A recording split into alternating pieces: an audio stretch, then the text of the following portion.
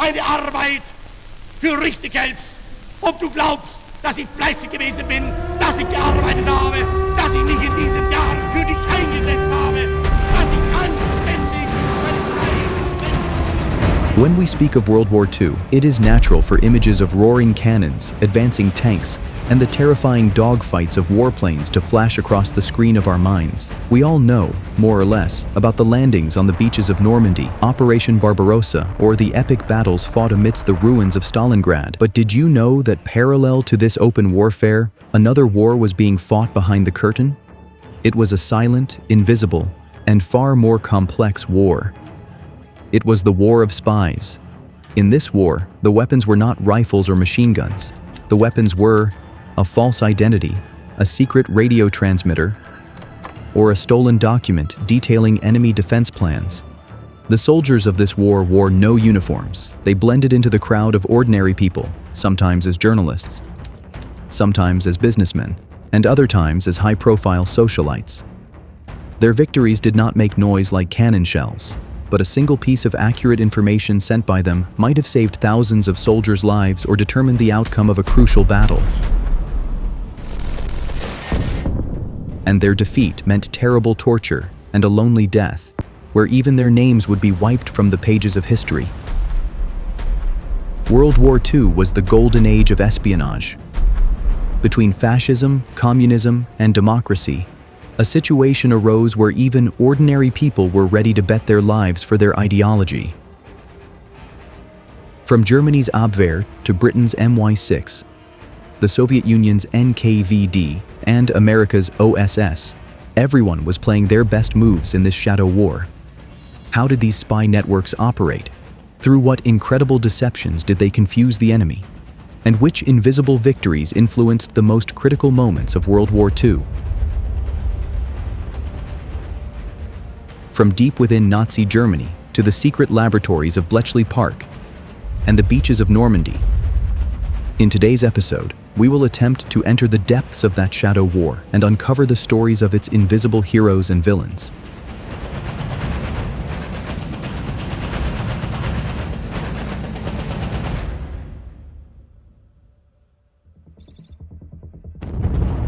World War II was far more dynamic and technology-dependent than World War I. The widespread use of radio communication, aircraft, and tanks impacted the battlefield significantly. In this situation, knowing the enemy's plans, troop deployments, and new technologies in advance was essential for victory. And from this hunger for information, modern intelligence agencies were born. Of course, many nations had their own powerful intelligence agencies even before the war. For instance, Germany's main military intelligence agency was the Abwehr, led by Admiral Wilhelm Canaris. But alongside it was the Nazi Party's own, far more terrifying intelligence agency, the SD, which was part of the SS, and led by Reinhard Heydrich, and later Ernst Kaltenbrunner. Interestingly, Germany's intelligence operations were often hampered by the intense rivalry between these two agencies. Meanwhile, Britain had two main branches. MI6, Secret Intelligence Service, was tasked with foreign espionage. On the other hand, the Special Operations Executive, SOE, was a new organization formed under Winston Churchill's orders. Its job was not espionage, but sabotage, subversion, and organizing local resistance fighters in enemy-occupied territories. Churchill had ordered them to set Europe ablaze. The Soviet Union also had two fearsome and highly effective agencies. The NKVD, later known as the KGB, was responsible for state security, conducting espionage and counter-espionage both domestically and abroad. On the other hand, the GRU was the Red Army's own military intelligence agency. Conversely, America had no central intelligence agency before the war. After the attack on Pearl Harbor, President Roosevelt established the Office of Strategic Services, OSS, which was the predecessor to the CIA. The tactics or tradecraft these agencies used for their spies were an incredible mix of perseverance, intelligence, and courage. A spy's life was constantly shrouded in the shadow of danger. For example, a spy had to create a cover story, a completely new and believable identity that helped them blend in among the enemy. Novel methods had to be used to send information. The dead drop was a popular technique where a spy would leave a message in a specific place, such as the hollow of a tree or under a park bench, which would later be picked up by another person, ensuring the two agents never met directly.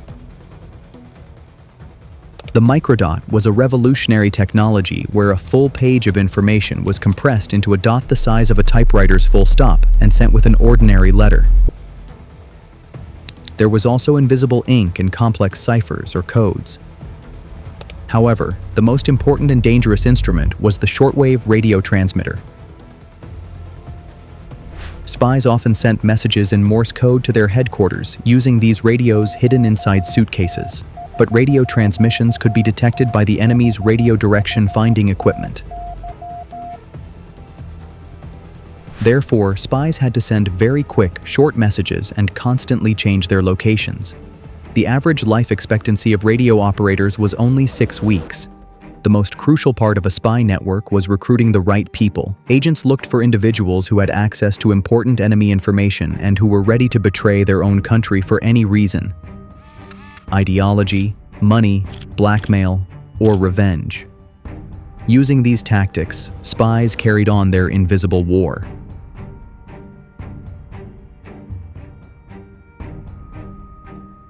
The information they sent sometimes determined the course of the war, as did one of the Soviet Union's most successful spy networks, the Red Orchestra.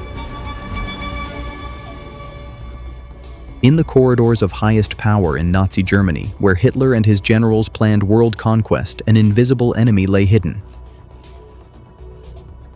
They were one of the Soviet Union's bravest and most successful spy networks.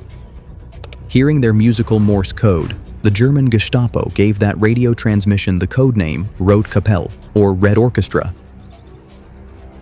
The conductor of this orchestra was one man, but its musicians or spies were spread across Europe, reaching right into the government ministries of Berlin. This network had two main and astonishing branches. One was Leopold Trepper's network. This branch was led by a Polish Jewish communist, Leopold Trepper. He was a master of disguise and organization. He established successful businesses in Paris and Brussels, which were actually covers for his espionage. Through these businesses, he established contact with many important figures in the German military and industrial world and collected sensitive information from them.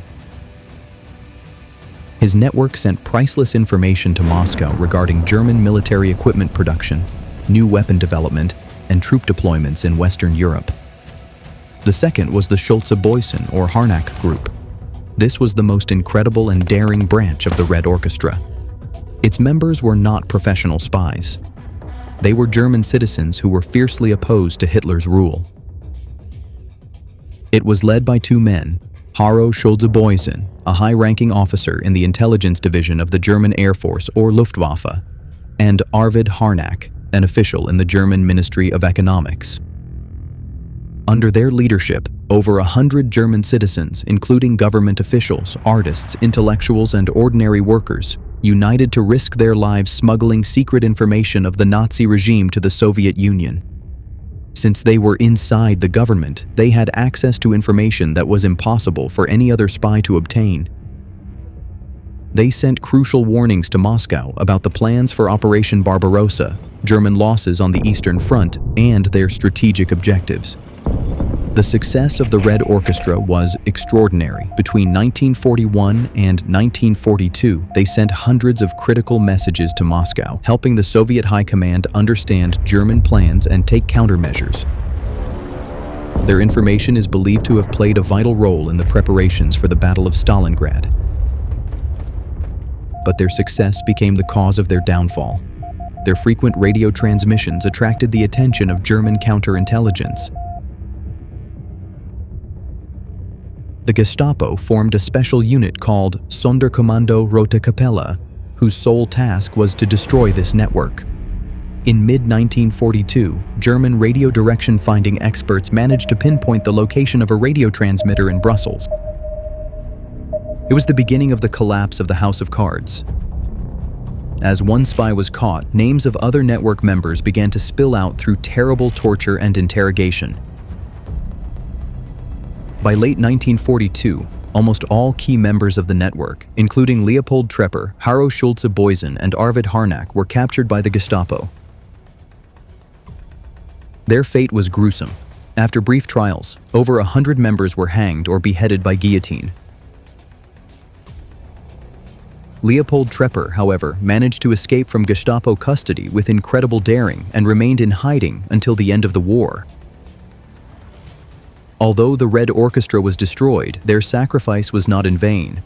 They proved that the power of ideology is no less than that of bullets or bombs. The information they sent not only saved the lives of millions of Soviet soldiers, but also hastened the defeat of Nazi Germany.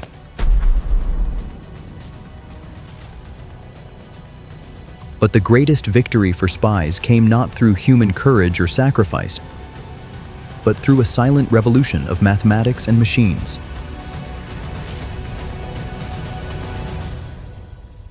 The most significant chapter of the Shadow War during World War II was written in a quiet, rural estate in England called Bletchley Park.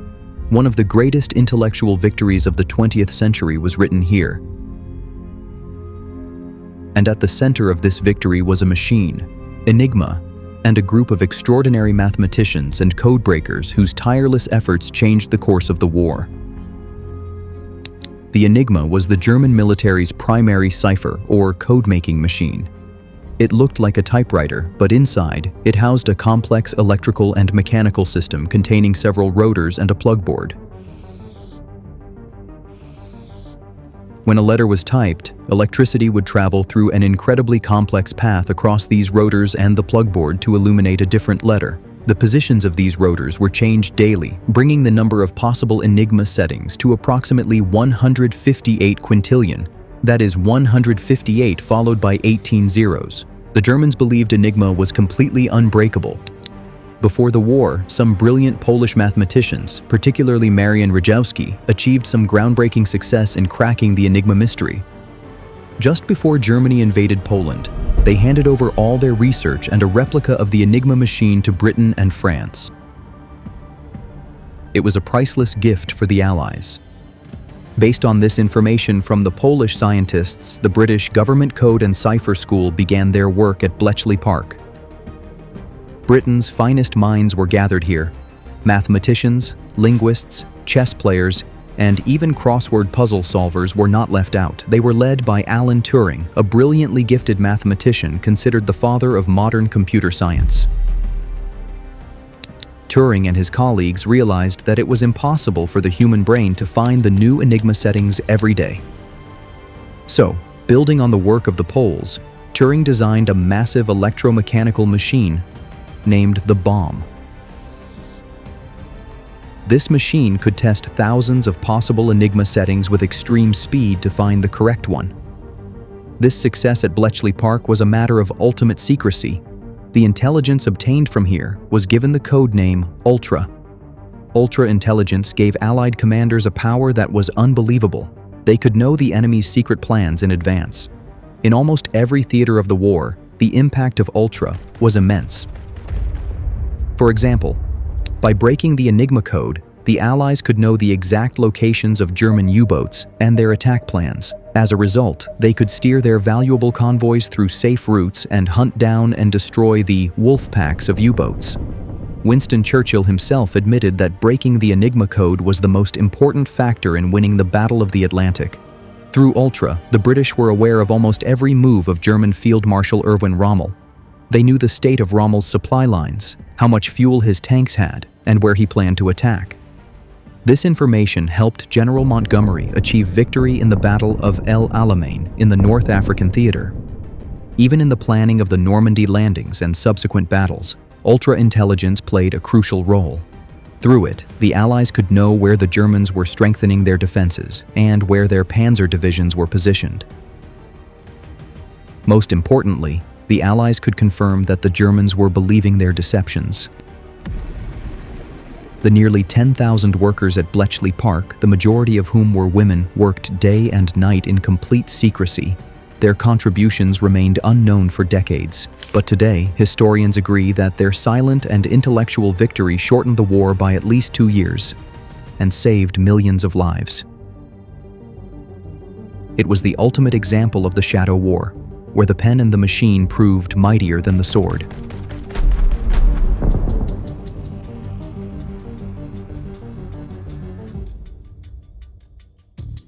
The world of espionage is not limited to just gathering information or breaking codes. One of its most fascinating and effective aspects is deception and counterintelligence. In World War II, British intelligence agencies took the art of deception to a new height. Their greatest success was an incredible deception operation conducted to confuse the Germans before the Normandy landings, which was almost as dramatic as a Hollywood movie. At the root of this operation was the British MI5's double-cross system. From the beginning of the war, MI5 managed to identify and arrest almost all German spies sent to Britain, but instead of killing or imprisoning them, they offered them a deal: either hang or work as a double agent for the British. Virtually everyone chose the second path. Through these turned agents, the British began to completely control the German intelligence agency, Abwehr. They sent information to the Germans that the British wanted them to know. A clever mix of truth and lies. The most important element in this mix was the lie, designed to strategically mislead the Germans. The biggest star of this double-cross system was a Spanish citizen named Juan Pujol Garcia. The British gave him the codename Garbo because he was an extraordinary actor. Garbo was so opposed to Nazism that he offered to spy for the British on his own initiative. Initially rejected, he went to the Germans and pretended to spy for them. Then, without even coming to Britain, he began creating imaginary reports about Britain from Lisbon simply by reading tourist guides, maps, and newspapers, and sending them to the Germans. His reports were so convincing that the Germans began to trust him completely. Finally, MI5 brought him to Britain.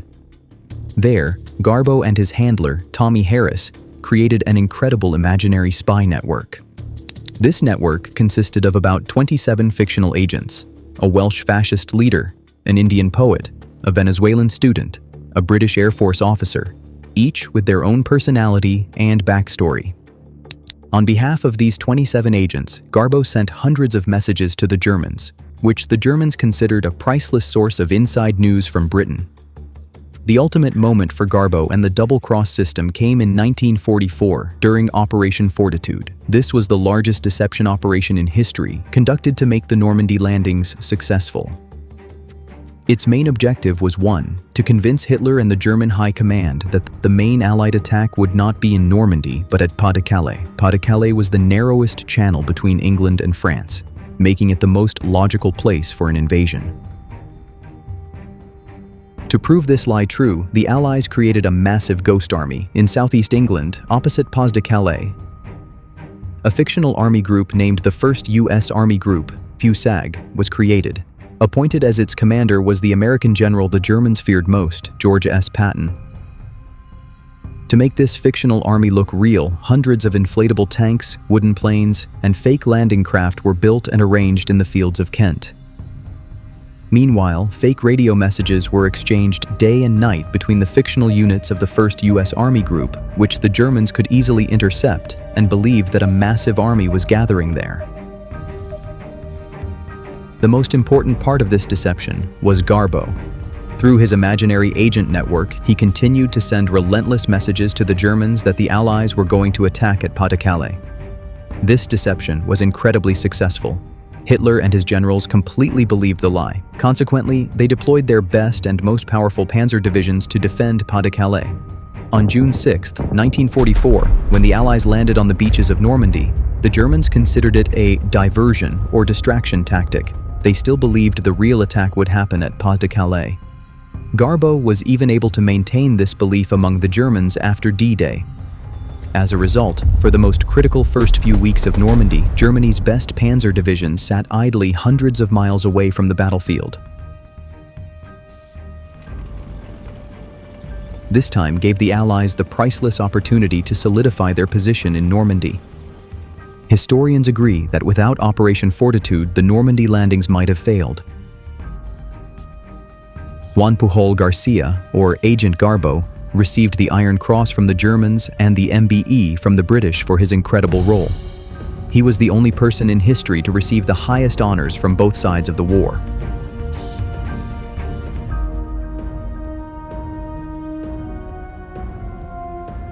His story is the ultimate example of the art of deception. Alongside vast spy networks and technological marvels, the history of the Shadow War shines bright with the stories of incredible courage and genius of some singular, extraordinary individuals. They were lone stars, who influenced the course of the war almost solely through their intelligence and bravery.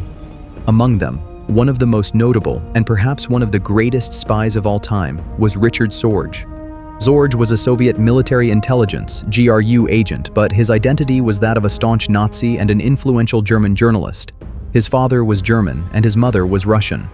This mixed heritage and his doctorate gave him a complex and charismatic personality. In 1933, he joined the Nazi Party and arrived in Tokyo, Japan, as a journalist. In Tokyo, utilizing his incredible social skills and intellect, Sorge quickly became the most trusted person at the German embassy. Ambassador Eugen Ott became his closest friend and main source of information. Sorge earned so much trust that he was considered an unofficial official of the embassy and had access to its most secret telegrams. From this advantageous position, Sorge and his small but highly effective network, codenamed Ramsey, sent information to Moscow that was priceless. Two of his actions have become legendary in the history of World War II. In May 1941, Sorge learned from his German embassy sources that Germany had amassed about 170 divisions to attack the Soviet Union and that the attack would begin in the third week of June. He sent this message to Moscow. But unfortunately, Stalin, who believed in the non-aggression pact with Hitler at the time, dismissed this warning as a British provocation.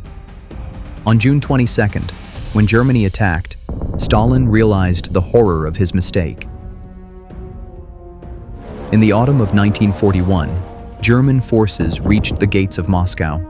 The situation for the Soviet Union was extremely critical. Stalin's biggest fear was that Japan might take this opportunity to attack Siberia from the east, forcing the Soviet Union into a two-front war at the same time. At that moment, Stalin wanted the answer to just one question from Sorge. Would Japan attack? Sorge, through his Japanese sources, especially the Prime Minister's advisor Hatsumi Ozaki, learned that the Japanese government had made a final decision. They would not attack the Soviet Union, but rather deploy their resources and military power to the south against American and British colonies. On September 14, 1941, Sorge sent the most important message of his life to Moscow. This information was a turning point in the war. Based on this, Stalin moved his best winter warfare expert Siberian divisions, about 20 of them, deployed in the east, to the defense of Moscow. It was this new and well-equipped force that launched the ferocious counterattack in December, pushing the German forces back from the gates of Moscow. Richard Sorge, sitting in Tokyo, effectively influenced the Battle of Moscow, but this success became his undoing. The Japanese counterintelligence agency, the Kempeitai, finally tracked down his network. Sorge was arrested on October 18, 1941. After long interrogations, he confessed to all his activities. But the Soviet Union, following a cruel policy of not protecting their agents, denied him as their spy. On November 7, 1944, on the anniversary of the October Revolution, Richard Sorge was hanged in Sugamo Prison, Tokyo. Finally, in 1964, the Soviet Union posthumously awarded him the honor of Hero of the Soviet Union. Like Sorge, there were many other brave spies on the battlefield of the Shadow War. One of them was the American Virginia Hall. She had lost a leg in a hunting accident, causing her to walk with a wooden prosthetic leg she named Cuthbert. But this disability could not stop her. She became one of the most skilled and courageous agents for the British SOE and later the American OSS in France. She organized resistance fighters, established supply lines, and conducted sabotage activities.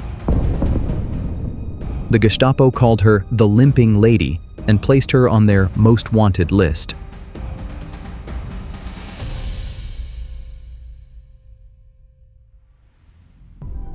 When the roar of cannons from World War II ceased, a new and different kind of war began. The Cold War. And the battlefield of this Cold War was primarily the world of spies. The shadow war of World War II was the cradle of the intelligence agencies and their operational methods for this new era. The crucial role that spies or intelligence played in determining the course of the war goes without saying. The information sent by Richard Sorge saved Moscow. Bletchley Park's ultra-intelligence helped win the Battle of the Atlantic and make Normandy a success. Deception operations like Operation Fortitude confused the Germans so effectively that it directly influenced the war's outcome. Human espionage or HUMINT, like Richard Sorge or the Red Orchestra, helped penetrate deep into enemy intentions and plans. Signals intelligence or SIGINT, like the code breaking at Bletchley Park, provided precise information about the enemy's real-time communications and locations. And deception and counterintelligence, like the double-cross system, helped lure the enemy into self-laid traps. When all these worked together, the Allies achieved their greatest victories. At the heart of this shadow war were the incredible courage, sacrifice, and intelligence of extraordinary individuals: Alan Turing, Richard Sorge, Juan Puyol Garcia, Virginia Hall. They and thousands of unnamed men and women risked their lives for an ideal. Upon the ruins of World War II, today's major intelligence agencies were born. America's OSS transformed into the CIA. The Soviet Union's NKVD and GRU evolved into the KGB and the new GRU. Britain's MI6 and MI5 used their experience to prepare for the new challenges of the Cold War. The tradecraft, technology, and strategies they learned and applied in World War II became the foundation of the global shadow war for the next 50 years.